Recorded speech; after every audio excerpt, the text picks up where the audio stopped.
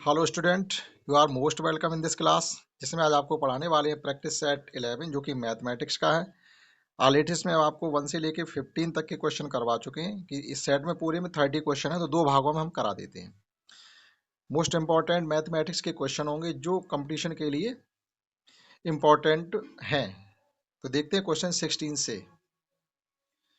16 question है कि Martin के पास कुछ मार्बल है, उसमें से उसने 14 मार्बल्स को खो दिया है, फिर भी उसके पास 6 मार्बल अभी बचे हुए। तो आरंभ में उसके पास कितने मार्बल थे? तो सीधी सी बात है, 14 खो दिए तो 6 रहे नहीं, मतलब 20 रहे होंगे उसके पास शुरुआत में। इसी प्रकार से एक है, एक घन के बिगड़ की माप 5√3 है, तो फिर उसका घन का पृष्ठीय क्षेत्रफल बताना होता है। तो घन का जो विकर्ण होता है वो होता है a√3 से जब इसकी 5√3 की कंपेयरिंग करेंगे हम, जब आप a√3 से इसकी कंपेयरिंग करोगे तो √3 से √3 कैंसिल हो जाएंगे, बचेगा a = 5। a होती है घन की भुजाई, यानी क्यूब की साइड 5 आ जाएगी, और क्यूब का पृष्ठीय क्षेत्रफल होता है 6a²। 5 का स्क्वायर 25 होगा, 25 में जब 6 का मल्टीप्लाई करेंगे तो 150। नेक्स्ट 18 क्वेश्चन है, इन्हें सॉल्व करने के लिए हम क्या करेंगे, पहले ये ब्रैकेट ऑफ करेंगे, तो ये हो जाएगा 5/4। 5/4 का मतलब 5 से ही कट जाएंगे 2 टाइम्स, तो ये हो जाएगा 7/8। ये 7/8 का मल्टीप्लाई करके 8/7 करेंगे, 7 से 7 कट जाएंगे, 8/9। फाइनली आपकी फ्रैक्शन बचेगी 1/3 प्लस 8/9। इसका एलसीएम भी 9 हो जाएगा। 3 का 9 से 3 को जब 9 को जब 3 से डिवाइड करेंगे तो 3 प्लस 8 यानी 11/9, दैट इज 1/2/9। आप मौखिक कर सकते हैं। क्वेश्चन 12 है कि यदि 120 एक संख्या का 20% है तो उस संख्या 120% कितना होगा? देखिएगा किस प्रकार से फाइंड करते हैं। किसी संख्या का 20%, मान लीजिए वो संख्या x रही होगी, x का 20% हमको गिवन है 120। ठीक, अब यहाँ से x की वैल्यू फाइंड कर लेंगे हम। ये 0 इससे कैंसिल हो जाएगी, ये इससे 60 कैंसिल हो जाएंगे, 60 में 10 का मल्टीप्लाई करेंगे, वो नंबर तो रहा होगा 600। 600 का 20% 120 है, तो फिर इसका 120% पूछा जा रहा, तो आप 600 का 120% निकाल लीजिएगा। ये 2 जीरो से ये दोनों जीरो काट दीजिएगा, 12 चिक्का 72 इन 720। 720 आंसर आना चाहिए। अब देखिएगा ये मल्टीप्लाई करना है 2.9 इंटू 0.91 का, 2.6 इंटू 0.91 का। अब आप देखिएगा पॉइंट के बाद 3 डिजिट होनी चाहिए, आप या तो मल्टीप्लाई कर लो, एक बार ऑप्शन भी चेक कर लेंगे हम, क्योंकि पॉइंट के बाद 3 डिजिट होने चाहिए, तो इसमें पॉइंट के बाद 1 डिजिट, तो ये आंसर हो नहीं सकता। इसमें पॉइंट के बाद 2 डिजिट है, तो इसमें भी ये भी आंसर नहीं हो सकता। इसमें 4 डिजिट है, तो ये भी आंसर नहीं हो सकता। अब बचा हमारे पास एक, तो उसे तो होना ही चाहिए। अब हम मल्टीप्लाई ना भी करें तब भी ऑप्शन हमारा सही जाएगा। एक्स का x% 36 है, तो x = 60 होगा। किस प्रकार से? एक तरीके से x² हो जाएगा। वो ये कह रहे हैं कि x का x% 36 है, तो x² हो जाएगा 36 इंटू 100। तो x हो जाएगा 36 का स्क्वायर रूट हो जाएगा 6 और 100 का हो जाएगा 10, दैट इज फाइनली आ गया 60। इस प्रकार से कर सकते हैं, तो इसका आंसर हो जाएगा 60। अब आप देखिएगा एक 64 ये ऐसा नंबर होता है जो स्क्वायर, परफेक्ट स्क्वायर भी होता है और परफेक्ट क्यूब भी होता है। ऐसे बहुत कम नंबर मिलेंगे जो परफेक्ट स्क्वायर भी हो और परफेक्ट क्यूब भी हो। तो 64 एक ऐसा नंबर है 1 से लेके 100 तक के बीच में जो परफेक्ट स्क्वायर भी और परफेक्ट क्यूब भी है। तो 64 का स्क्वायर रूट हो जाएगा 4, और इसका क्यूब रूट भी 64 का स्क्वायर रूट हो जाएगा 8, सॉरी 4 नहीं 8, और इसका क्यूब रूट होता है 4। 4 में से 8 में से 4 जाएंगे तो 4 आंसर आ गया। दो संख्याओं का लघुत्तम समावर्त 48 है और संख्याएं अनुपात में है 2:3 के रेशियो में, तो वो संख्याओं का योग क्या है? तो आप ऐसे मान के चलिए संख्या 2x और 3x है, तो इसका एलसीएम हो गया है, लघुत्तम समावर्त हमको गिवन है और संख्याओं का जो रेशियो है 2:3 है। तो लघुत्तम समावर्त क्या होता है? फिलहाल में सभी संख्याओं का मल्टीप्लाई होता है, तो 6x हो रहा है, यानी x = आ गया 8। 8 दूनी 16, 8 तियां 24, 16 यानी 40 इसका योगफल होना चाहिए संख्याओं का। किस प्रकार से? आप समझ लीजिएगा। हमको गिवन है कि मान लीजिए फर्स्ट नंबर a = है 2x और दूसरा नंबर 3x है, तो इनका एलसीएम हुआ करता है अगर आप इनके फैक्टर करोगे तो 2 × x × 3 = 48, ये इनका एलसीएम होता है। एक्स को एक ही बार लेना है, दोनों बार नहीं लेना, क्योंकि एलसीएम है ये।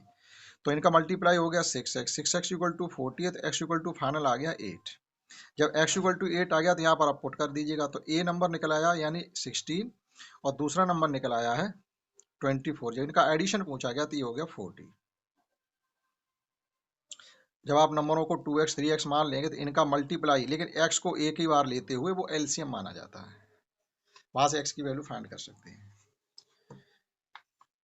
का घनमूल 0.00, घनमूल जब निकालेंगे तो उसमें आफ्टर 1 डिजिट होना चाहिए।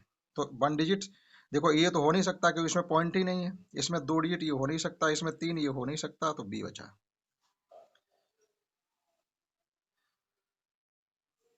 आगे हमसे कहा जा रहा है कि 496 और 318 का निकटतम सैकड़ा में मान, मतलब आप इनका योगफल करिएगा और नियरेस्ट टू 100 योगफल बताना। तो या तो आप पहले इनको नियरेस्ट टू 100 कर लीजिएगा या बाद में, दोनों तरीके से कर सकते हैं। तो ये नंबर नियरेस्ट टू 100 हो जाएगा 500। 496 को आप 500 ही कह सकते हैं, लेकिन 318 को आप 400 नहीं कह पाएंगे, ये 300 ही रहेगा, क्योंकि 18 तब खत्म हो जाएंगे जब 50 से कम है, इसलिए। तो एडिशन 500 300 का 800 हो गया, आंसर भी होना चाहिए। 36 और 84 का महत्तम समावर्तक ज्ञात कीजिएगा। तो महत्तम समावर्तक का मतलब होता है वह बड़ी से बड़ी संख्या जिसकी टेबल में ये दोनों संख्याएं आती हूँ। तो 13 की तो टेबल में तो आती नहीं है, तो 13 तो हो नहीं सकता है। 4 की टेबल में भी आती, 6 की टेबल में भी संख्याएं आ रही हैं, और 12 की टेबल में भी आती। तो इनमें सबसे बड़ा नंबर ही इसका ऑप्शन वो एलसीएम हो, वो सॉरी एचसीएफ होगा। तो कोई बहुत कुछ करने की जरूरत नहीं, आप पता कर सकते हैं। यदि किसी कस्बे की जनसंख्या 60,000 से बढ़कर के 65,000 हो जाती है, जनसंख्या में प्रतिशत वृद्धि कितनी हो गई? वृद्धि होगी 5,000 की, किस पे हुई? 60,000 पर। 60,000 पे 5,000 की वृद्धि होगी, 100 होती तो कितनी होती? तो परसेंटेज हमसे इंक्रीजिंग परसेंटेज फाइंड की जा रही है। जैसे पहले थी जनसंख्या 60,000, अब 65,000 हो गई, तो इंक्रीजमेंट हो गया 5,000 का। जब 60,000 पे 5,000 लोग बढ़ गए हैं, तो फिर 100 पे कितने बढ़े, ये तो पूछा जा रहा हमसे। तो ये 1 2 3 4, 1 2 3 4, ये हो गया फाइनली, ये 5 और ये 3, यानी 25/3, यानी 8 होल 1/3%। 8 होल 1/3% की रेट से उस कस्बे की जनसंख्या में वृद्धि हुई है। इस प्रकार से कर सकते हैं। इसमें और भी क्वेश्चन है, उन्हें भी देखते हैं। 18 क्वेश्चन है कि a/2 = b/3 = c/4 है, तो आपको a + b + c/c की वैल्यू फाइंड करनी है। बहुत ही आसान है, आप इन सबको किसी तीसरे नंबर की युगल मान लीजिएगा। मान लिया हमने कि a/2 b/3 और c/4 को हमने k मान लिया, तो यहाँ से a की वैल्यू हो जाएगी 2k, b की वैल्यू 3k और c की वैल्यू 4k। अब ये सब वैल्यू जब यहाँ पर पुट करेंगे तो ये हो जाएगा 4 3 7 2 9 के ऊपर हो रहा, अपॉन में भी है 4k से के कैंसिल हो गया, 9/4 ऑप्शन हो गया। कुछ भी कैलकुलेशन नहीं होती है। नेक्स्ट क्वेश्चन 29 है, किसी दुकानदार को एक वस्तु 390 में बेचने पर 20% का उसमें प्रॉफिट है, तो फिर उसका सीपी पूछा गया आपसे। मतलब 390 में उसका 20% प्रॉफिट इंक्लूड है। तो आप इसको इस प्रकार से कर सकते हैं, जैसे हमने मान लिया उसका सीपी एक्स है, तो एक्स का 20% प्रॉफिट और 120 लिख सकते अपॉन 100 = 390। जब हम इसको सॉल्व करेंगे तो ये 0 से एक 0 कैंसिल हो गई।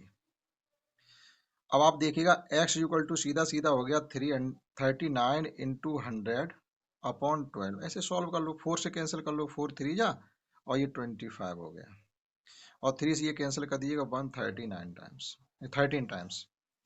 13 पंचे 65 की 5 हासिल लगी 6, और 13 दूनी 26 और 6 32, यानी वह चीज उसने 325 की खरीदी होगी, तो 20% का लाभ लेकर उसने 390 का उसको सेल किया है। इसकी वैल्यू फाइंड करनी है। आप इस प्रकार से भी कर सकते हो, तो होल नंबर को अलग एडिशन कर दो, होल नंबर कुल मिला के 3 4 5, 5 तो अभी हो ही रहे, प्लस अब फ्रैक्शन को अलग कर लीजिएगा, इनका सबका एलसीएम भी 35 ही आ रहा, 35।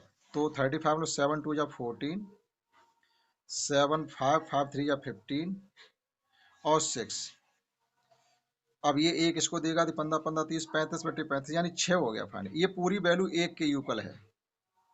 आंसर 6 आ गया इसमें। तो इस क्लास में भी हमने आपको क्वेश्चन 16 से लेकर के 30 तक कराने की कोशिश की। आशा करता हूँ आपने समझ पाए होंगे। इस क्लास में इतना है। That's all. जय हिंद, जय भारत।